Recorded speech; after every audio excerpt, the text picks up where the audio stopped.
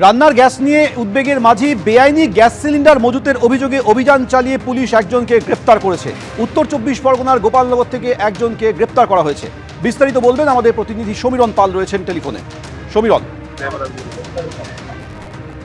রান্নার গ্যাস সিলিন্ডারের জন্য যে হাহাকার তৈরি হয়েছে এবং তার মধ্যেই গতকাল রাতে গোপালনগর থানার পুলিশ গোপন সূত্রে খবর পেয়ে তল্লাশি চালিয়ে বিশু শেখের বাড়িতে তল্লাশি চালায় এবং সেখান থেকে 17টি খালি সিলিন্ডার এবং একটি 14.2 কেজি ভর্তি সিলিন্ডার উদ্ধার করেছে। অর্থাৎ 18টি সিলিন্ডার উদ্ধার, আমাদের একটি ভর্তি সিলিন্ডার। এবং শেখ বিশুকে গ্রেপ্তার করা হয়েছে এবং তাকে জিজ্ঞাসাবাদ করে জানা গেছে প্রাথমিকভাবে যে এই ধরনের রান্নার গ্যাসের সিলিন্ডার ব্যবহার করা হতো অটোতে রিফিল করার জন্য এবং সেই কারণে বেআইনিভাবে রান্নার গ্যাস সিলিন্ডার মজুত করার অভিযোগে তাকে গ্রেপ্তার করা হয়েছে। আজ তাকে বনগাঁ মহকুমা আদালতে পেশ করা হবে এবং পুলিশের পক্ষ থেকে জানানো হয়েছে যে বনগাঁ পুলিশ জেলার সমস্ত জায়গায় এই ধরনের বেআইনিভাবে রান্নার গ্যাস মজুতের বিরুদ্ধে লাগাতার পুলিশ অভিযান চালাবে। সমীরণ, আমাদের সঙ্গে থাকো। বেআইনিভাবে গ্যাস সিলিন্ডার মজুতের অভিযোগে অভিযান চালিয়েছে পুলিশ। উত্তর 24 পরগনার গোপালনগর থেকে একজনকে পুলিশ গ্রেপ্তার করেছে। বিশু শেখ নামে এই ব্যক্তিকে গ্রেপ্তার করেছে গোপালনগর থানার পুলিশ। ধৃতের বাড়ি থেকে উদ্ধার হয়েছে একটি ভর্তি সিলিন্ডার এবং 17টি খালি সিলিন্ডার। জেরায় বেআইনিভাবে অটোয়ে গ্যাস ভরার কথা স্বীকার করেছে ধৃত বিশু শেখ বলে পুলিশ সূত্রে দাবি।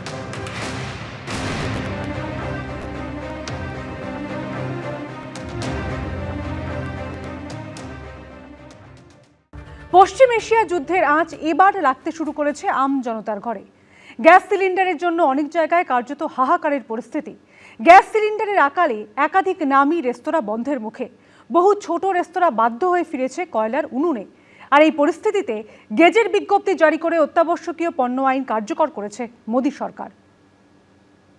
না, গ্যাস একদম পাচ্ছি না। কি বলছে ডিলাররা বলছে ঘরে মাল নেই।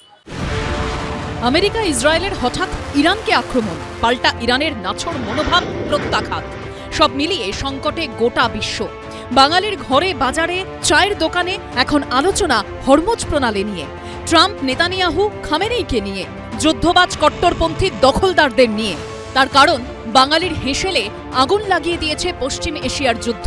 মোদী সরকার দাবি করছে অল ইজ ওয়েল, কিন্তু সত্যিই কি তাই? সবার মনে ভয়, গ্যাস সিলিন্ডার পাবো তো, রান্না হবে তো। কলকাতা থেকে জেলা গ্যাস ডিস্ট্রিবিউটরদের অফিসের সামনে লম্বা লাইন, মুখে ভয়ের ছাপ। 3 তারিখে গ্যাস বুক করা আছে। 3 তারিখ, আজকে 10 তারিখ, এখনো গ্যাস পৌঁছায়নি। ট্রাম্প, নেতানিয়াহু, ইরান দুপক্ষই তেলের ডিপোয় আক্রমণ শুরু করায় ভারতে গ্যাস তেলের আকাল। আসলে কোনো জায়গায় গ্যাস পাম্প নেই, কোনো পাম্পে নেই। এই মুহূর্তে আমরা এসএসকেএম হাসপাতালের সেন্ট্রাল কিচেনের সামনে রয়েছি। যে দৃশ্য আমার সহকর্মী অভিজিৎ দত্ত দেখাচ্ছে, সেখানে আমরা দেখতে পাচ্ছি হাসপাতালের এই যে সেন্ট্রাল কিচেন, সেখানে ডোমেস্টিক সিলিন্ডার নিয়ে যাওয়া হচ্ছে। এসএসকেএম হসপিটাল যেটা পিজি, আজকে 19 কিলোর বাণিজ্য বন্ধ আছে। এই পরিস্থিতিতে গেজেট বিজ্ঞপ্তি জারি করে অত্যাবশ্যকীয় পণ্য আইন জারি করেছে মোদী সরকার। এই আইনের আওতায় বেআইনি মজুত এবং কালোবাজারি আটকাতে নির্দিষ্ট কিছু পণ্যের উৎপাদন সরবরাহ নিয়ন্ত্রণ করা যায়। যদি কোনো এটাকে সাপ্লাইকে কন্ট্রোল করা হয় বা এক্সেস প্রাইসে বিক্রি করা হয় বা যদি স্মুথলি মার্কেটে এটাকে না সাপ্লাই দেওয়া হয়, তাহলে সেখানে কিন্তু এখানে সেকশন 7 অনুযায়ী সেখানে একটা 7 বছর অবধি পানিশমেন্টের প্রভিশন আছে। আইন অনুযায়ী অত্যাবশ্যকীয় পণ্যের তালিকায় রয়েছে পেট্রোলিয়াম এবং পেট্রোপণ্য। কেন্দ্রের গেজেট বিজ্ঞপ্তিতে অগ্রাধিকারের তালিকা ঠিক করে দেওয়া হয়েছে, যার মধ্যে প্রথমে রয়েছে বাড়িতে ব্যবহৃত পাইপড ন্যাচারাল গ্যাস, যানবাহনে ব্যবহৃত সিএনজি, এলপিজি এবং পাইপড কম্প্রেসর ফুয়েল। অগ্রাধিকারের তালিকায় দ্বিতীয় স্থানে রাখা হয়েছে সার উৎপাদন কেন্দ্রগুলিকে। তৃতীয় স্থানে রয়েছে চা এবং উৎপাদন শিল্প। আর অগ্রাধিকারের তালিকায় চতুর্থ স্থানে রাখা হয়েছে শহরের গ্যাস সরবরাহকারী সংস্থাগুলিকে।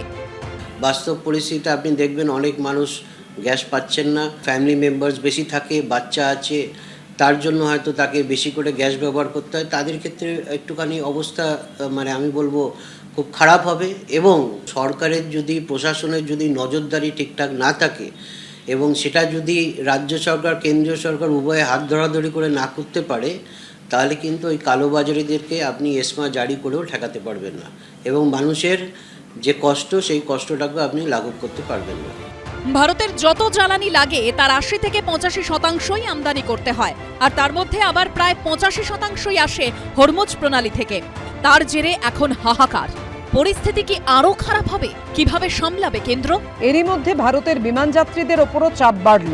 জ্বালানি সংখ্যা তৈরি হওয়ায় প্রভাব পড়ল বিমান যাত্রার উপর। কোথাও সারচার্জ নেওয়া শুরু করলো এয়ার ইন্ডিয়া এবং এয়ার ইন্ডিয়া এক্সপ্রেস, কোথাও সারচার্জ বাড়ানো হলো। 12ই মার্চ থেকে সকল অন্তর্দেশীয় বিমানের টিকিটের ওপর 399 টাকা করে সারচার্জ নেবে তারা। বর্তমানে অন্তর্দেশীয় বিমান পরিষেবায় জ্বালানির জন্য কোনো সারচার্জ নেওয়া হয় না, তবে বৃহস্পতিবার থেকে 399 টাকা করে সারচার্জ নেবে তারা। সার্ক গোষ্ঠীভুক্ত দেশগুলোতে যাওয়ার বিমানে 399 টাকা করে সারচার্জ নেওয়া হবে। পশ্চিম এশিয়ায় যাওয়ার বিমানগুলিতেও $10 সারচার্জ নেওয়া হবে বৃহস্পতিবার থেকেই। দক্ষিণ পূর্ব এশিয়ায় যাওয়ার বিমানগুলিতে আগামী বৃহস্পতিবার থেকে $60 সারচার্জ নেওয়া হবে। আফ্রিকার দেশগুলিতে যেতে সারচার্জ বাড়িয়ে করা হয়েছে $90। 12ই মার্চ থেকে ইউরোপ, উত্তর আমেরিকা এবং অস্ট্রেলিয়াগামী বিমানেও সারচার্জ বৃদ্ধি করছে এয়ার ইন্ডিয়া। ইউরোপগামী বিমানগুলোর সারচার্জ এখন $100, তা বাড়িয়ে $125 করা হবে। উত্তর আমেরিকাগামী এবং অস্ট্রেলিয়াগামী বিমানগুলির জন্য এই সারচার্জ $150 থেকে বাড়িয়ে করা হবে $200। ঝিলম করঞ্জাই, অর্ণব মুখোপাধ্যায় ও সৌভিক মজুমদারের রিপোর্ট, এবিপি আনন্দ। দিকে দিকে গ্যাসের হাহাকার, ঘর থেকে রেস্তোরাঁ কার্যত হাঁড়ি না চড়ার পরিস্থিতি বহু জায়গায়। রান্নাবান্না কমাতে হয়েছে কলকাতার বহু রেস্তোরাঁ ও মিষ্টির দোকানে। গ্যাস না পেয়ে জেলায় জেলায় বিক্ষোভ।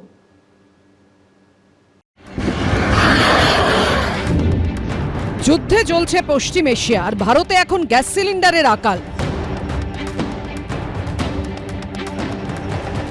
ঘর থেকে রেস্তোরাঁ কার্যত হাঁড়ি না চড়ার পরিস্থিতি বহু জায়গাতেই।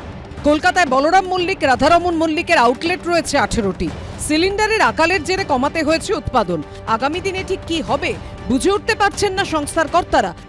শহরের এক মিষ্টান্ন ব্যবসায়ীর যে কিচেন রয়েছে সেখানে আমরা দেখতে পাচ্ছি যে এই যে আভেনগুলো রয়েছে, মেশিনগুলো রয়েছে, সেগুলো সব বন্ধ পড়ে রয়েছে। এগুলো সমস্তই বাণিজ্যিক গ্যাসেতে চলে। আজকেও অনেক আমার হ্যাম্পার হয়েছে প্রোডাকশানে, কালকে জানি না কি হবে।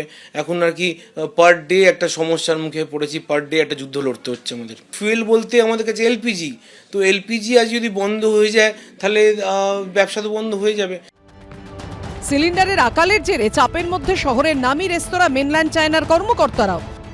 বম্বেতে কোনো অসুবিধে নেই আপাতত, কারণ আমাদের অলরেডি ওখানে পাইপ গ্যাস আছে, মহানগর গ্যাস। দিল্লিতে নেই প্রবলেম অতটা, ব্যাঙ্গালোরে আছে এবং চেন্নাইতে আছে। আমাদের রেস্টুরেন্ট প্রায় আজকে বন্ধ হয়ে গেছে বা বন্ধ হবে। যদি এটা 2-3 দিনের মধ্যে রিজলভ না হয়, পশ্চিমবঙ্গে মানে কলকাতায় আমাদের যে রেস্টুরেন্টসগুলো আছে, they will have to be unfortunately shut. শুধু কলকাতা নয়, মুম্বাই, চেন্নাই, বেঙ্গালুরু থেকে লখনৌ, বিভিন্ন রাজ্যের হোটেল, রেস্তোরাঁ, দোকানের ঝাঁপ ফেলার মতো পরিস্থিতি তৈরি হয়েছে।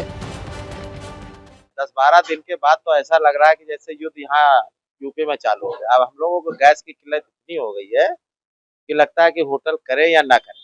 कमर्शियल गैस मिल नहीं रहा, डोमेस्टिक अगर बढ़ रहा है तो उसके लिए लाइन लगी हुई है। अगर इसी तरह परिस्थिति रही तो होटल बंद करने के कगार पे है। ईरान इजराइल का जो वॉर चल रहा है उसकी वजह से गैस सप्लाई संपूर्ण तरीके से बंद हो चुका है। कब चालू होगा वो तो हमें पता ही नहीं है। একে দামের ছ্যাঁকা, তার সঙ্গে চিন্তা বাড়িয়েছে যোগানের অভাব। সব মিলিয়ে ছোট বড় হোটেল, রেস্তোরাঁ সবারই দুর্ভোগ চরমে।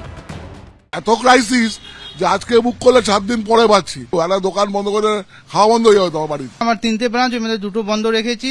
আজকাল পরে মনে হয় এটাও বন্ধ রাখতে হবে। শুধু ছোট হোটেল রেস্তোরাঁ নয়, গ্যাসের আকালে বিপাকে পড়েছে বড় রেস্তোরাঁগুলিও।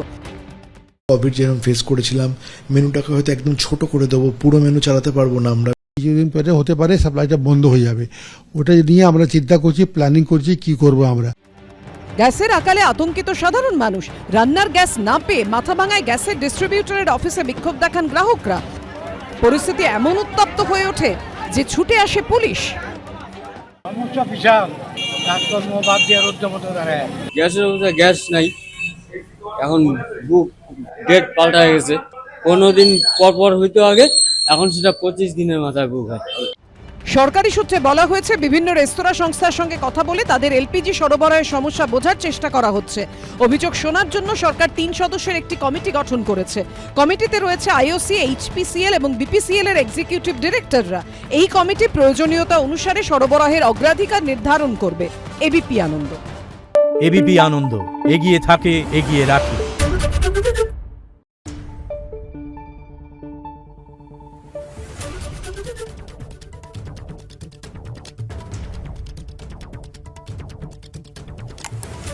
Thank you.